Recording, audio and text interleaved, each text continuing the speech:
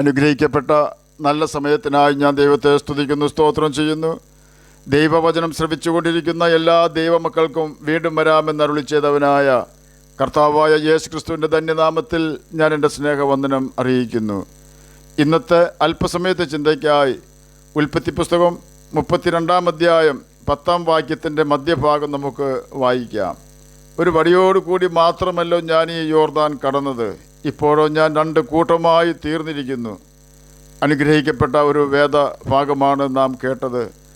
വളരെ സന്തോഷത്തോടെ അപ്പോൾ തന്നെ സഹോദരനായ ഏശാവിനോടുള്ള ഭയത്താൽ യാക്കോബ് യഹോവയോട് പ്രാർത്ഥിക്കുമ്പോൾ പറഞ്ഞ വാക്കുകളാണ് നാം ഉൽപ്പത്തി പുസ്തകം 32-ാം അധ്യായം 10-ാം വാക്യത്തിൽ നിന്നും കേട്ടത്.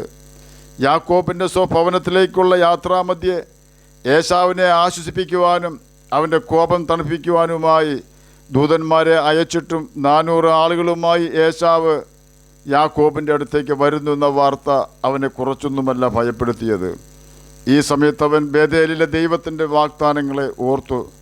താൻ ക്ഷീണിച്ചിരുന്ന സമയത്ത്, ഭക്ഷണവും വസ്ത്രവും സംരക്ഷണവും ഇല്ലാതിരുന്ന സമയത്ത് ദൈവം തനിക്ക് ഒരു വാക്ക് തന്നിട്ടുണ്ട്. അത് നമുക്ക് ഉൽപ്പത്തി പുസ്തകം 28-ാം അധ്യായം 15-ാം വാക്യത്തിൽ കാണുവാൻ സാധിക്കും. അതിപ്രകാരമാണ്, ഞാൻ നിന്നോട് കൂടെയുണ്ട്, നീ പോകുന്നിടത്തൊക്കെയും നിന്നെ കാത്ത് ഈ രാജ്യത്തേക്ക് നിന്നെ മടക്കി വരുത്തും, ഞാൻ നിന്നെ കൈവിടാതെ നിന്നോട് അരുളി ചെയ്തത് നിവർത്തിക്കും. ഇതായിരുന്നു ദൈവത്തിൻ്റെ വാഗ്ദാനം. ഇപ്പോഴിതാ യാക്കോബ് ദൈവത്തോട് അപേക്ഷിക്കുകയാണ്, കർത്താവേ, ഒന്നുമില്ലായിരുന്ന എന്നെ നീ 2 കൂട്ടമാക്കി വർദ്ധിപ്പിച്ചു. ഭാര്യമാരെ തന്നു, കുഞ്ഞുങ്ങളെ തന്നു, ജീവൻ തന്നു, വസ്ത്രവും സംരക്ഷണവും തന്നു, വലിയ കൂട്ടം ആടുമാടുകളെയും തന്നു. ഇതിനെല്ലാം എങ്ങനെ നന്ദി പറയണമെന്ന് ഞാൻ അറിയുന്നില്ല. കാര്യങ്ങൾ ഇങ്ങനെയൊക്കെയാണെങ്കിലും ഞാനിപ്പോൾ എൻ്റെ സഹോദരനായ ഏശാവ് നിമിത്തം വളരെ ഭയത്തിലാണ്. എന്നെ അവൻ്റെ കയ്യിൽ നിന്നും രക്ഷിക്കണമേ. ഇത് മാത്രമാണ് യാക്കോബിൻ്റെ ഇപ്പോഴത്തെ പ്രാർത്ഥന. യാക്കോബിൻ്റെ ദൂതന്മാർ പറഞ്ഞത് ഏശാവ് 400 ആളുകളുമായി നിന്നെ എതിരേൽക്കുവാൻ വരുന്നു എന്നാണ്. എന്നിട്ടും യാക്കോബ് ഭയപ്പെട്ടു. എന്നാൽ ദൈവം ഏശാവിന് യാക്കോബിനോട് കരുണ തോന്നുമാറാക്കി. ഒരുത്തിൻ്റെ വഴിയിൽ യഹോവയ്ക്ക് പ്രസാദം തോന്നിയാൽ അവൻ അവൻ്റെ ശത്രുക്കളെയും അവനോട് ഇണങ്ങുമാറാക്കും. ബേഥേലിൽ വെച്ച് യാക്കോബിൻ്റെ ആവശ്യങ്ങൾ നാം കേട്ടതാണ്.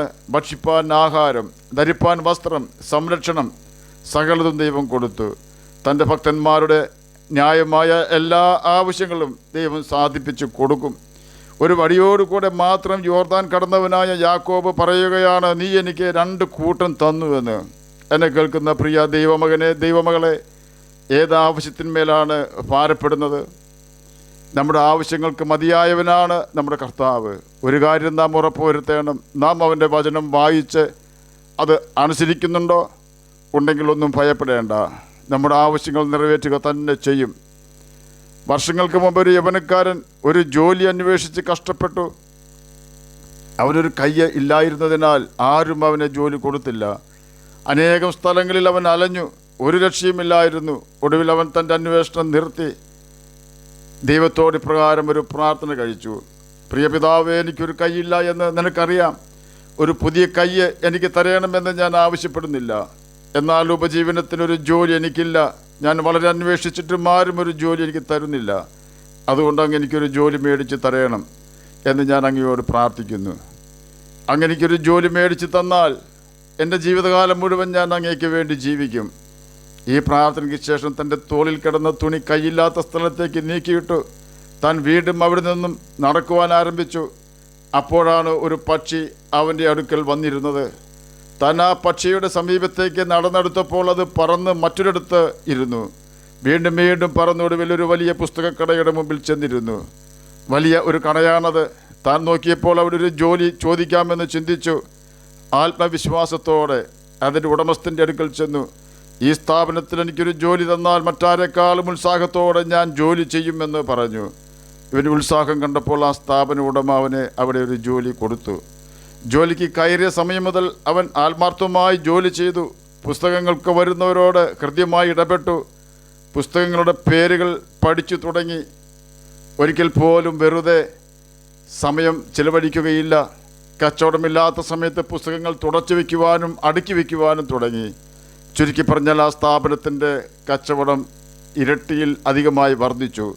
സ്ഥാപന ഉടമയുടെ മറ്റൊരു സ്ഥാപനത്തിൽ അവനെ മാനേജരാക്കി ഉയർത്തി. എന്നാൽ മറ്റൊരാളെ നീക്കിക്കൊണ്ടായിരുന്നു അവന് പ്രൊമോഷൻ കൊടുത്തത്. അതുകൊണ്ട് തന്നെ അവൻ ആ പ്രൊമോഷൻ നിരസിച്ചു. അപ്പോൾ ഉടമസ്ഥൻ്റെ നിർമ്മാണ കമ്പനിയിൽ അവനെ ചുമതലയേൽപ്പിച്ചു.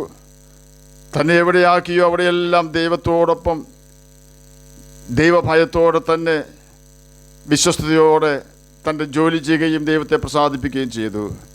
ഇതിന് കൂടെ തന്നെ അവൻ മറ്റൊരു കാര്യം ചെയ്തു.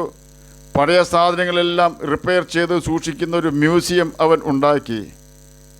പഴയ ടെലിഫോൺ, വാഷിംഗ് മെഷീൻ എന്ന് വേണ്ട ആ മ്യൂസിയത്തിലില്ലാത്ത പഴയ സാധനങ്ങൾ ഒന്നും ഇല്ലായിരുന്നു.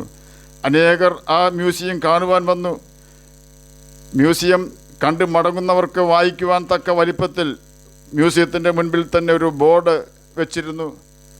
പഴയതും തകർന്നതുമായ വസ്തുക്കളെ മനുഷ്യന് ശരിയാക്കുവാൻ കഴിയുന്നതുപോലെ തകർന്ന മനുഷ്യരെ വീണ്ടും പണിയുവാൻ കർത്താവായ യേശു ക്രിസ്തുവിന് കഴിയും. ആ മ്യൂസിയമാണ് Brady C Jeffcoat museum of America. ഈ മ്യൂസിയം സ്ഥാപിച്ച വ്യക്തിയാണ് ബ്രാഡി സി ജെഫ്കോട്ട് എന്ന വ്യക്തി. എന്നെ കേൾക്കുന്ന ദൈവമകനെ, ദൈവമകളെ, ഇനി എങ്ങനെ മുന്നോട്ട് പോകുമെന്ന ചിന്താകുലത്തിൽ യാക്കോബിനെ പോലെ ഭയപ്പെടുകയാണോ? കർത്താവിന് നമ്മോടൊന്നേ പറയാനുള്ളൂ, ഭയപ്പെടേണ്ട, ഞാൻ നിൻ്റെ ദൈവമാകുന്നു. ഒരു ജോലി ലഭിക്കാതെ കഷ്ടപ്പെടുകയാണോ? ഒരു കൈയില്ലാതിരുന്നിട്ടും ദൈവത്താൽ ശക്തനായി തീർന്ന ബ്രാഡി സി ജെഫ്കോട്ടിൻ്റെ ദൈവമാണ് നമ്മുടെയും ദൈവം. യേശുവിന് വേണ്ടി ഇനിയുള്ള നാളുകൾ ജീവിച്ചു കൊള്ളാമെന്ന് ബ്രാഡി സി ജെഫ്കോട്ടിനെ പോലെ ഒരു തീരുമാനമെടുക്കാമോ? പ്രവർത്തിക്കുന്നവനായ ദൈവത്തെ നേരിൽ കാണുവാൻ യാക്കോബിന് കഴിഞ്ഞതുപോലെ നമുക്കും കഴിയുമാറാക്കുന്നവനാണ് കർത്താവായ യേശു ക്രിസ്തു. ആകയാൽ യേശുവിൻ്റെ കൽപ്പനകൾ അനുസരിച്ചുകൊണ്ട് ഈ ഭൂമിയിൽ നമുക്ക് ജ്യോതിഷികളെപ്പോലെ തിളങ്ങാം. നിത്യജീവന് നമുക്ക് അവകാശികളായി തീരാം. അതിന് കർത്താവ് നമ്മെ സഹായിക്കട്ടെ എന്ന് പ്രാർത്ഥിച്ചുകൊണ്ട് ഞാൻ എൻ്റെ വാക്കുകളിൽ നിന്നും വിരമിക്കുന്നു. നമുക്ക് പ്രാർത്ഥിക്കാം. ഞങ്ങളെ സ്നേഹിക്കുന്ന സ്വർഗീയ പിതാവേ, നല്ല വചനത്തിനായി ഇങ്ങനെ സ്തുതിക്കുന്നു, സ്തോത്രം ചെയ്യുന്നു. എന്നെ കേൾക്കുന്ന ഏതെങ്കിലും പ്രിയപ്പെട്ടവർ ജോലിയില്ലാതെ കഷ്ടപ്പെടുന്നെങ്കിൽ അങ്ങ് അവർക്ക് നല്ല ജോലി നൽകി കൊടുത്ത് സഹായിക്കണമേ. പഠിക്കുവാൻ ബുദ്ധിയില്ലാതെ കഷ്ടപ്പെടുന്ന ഏതെങ്കിലും കുഞ്ഞുങ്ങൾ എന്നെ കേൾക്കുന്നുണ്ടെങ്കിൽ അങ്ങ് ശിഷ്യന്മാരുടെ ബുദ്ധിയെ തുറന്നതുപോലെ കുഞ്ഞുങ്ങളുടെ ബുദ്ധിയെ അങ്ങ് തുറക്കണമേ. സ്വന്തമായി വീടില്ലാത്തവർക്ക് വീട് കൊടുക്കണമേ. സമാധാനമില്ലാത്തവർക്ക് സമാധാനം കൊടുക്കണമേ. രോഗത്താൽ ഭാരപ്പെടുന്നവർക്ക് രോഗസൗഖ്യം കൊടുക്കണമേ. പ്രാർത്ഥന കേട്ടതിനായി സ്തോത്രം, യേശുവിൻ്റെ നാമത്തിൽ തന്നെ ആമേൻ. കർത്താവ് എല്ലാവരെയും അനുഗ്രഹിക്കട്ടെ. സ്തോത്രം.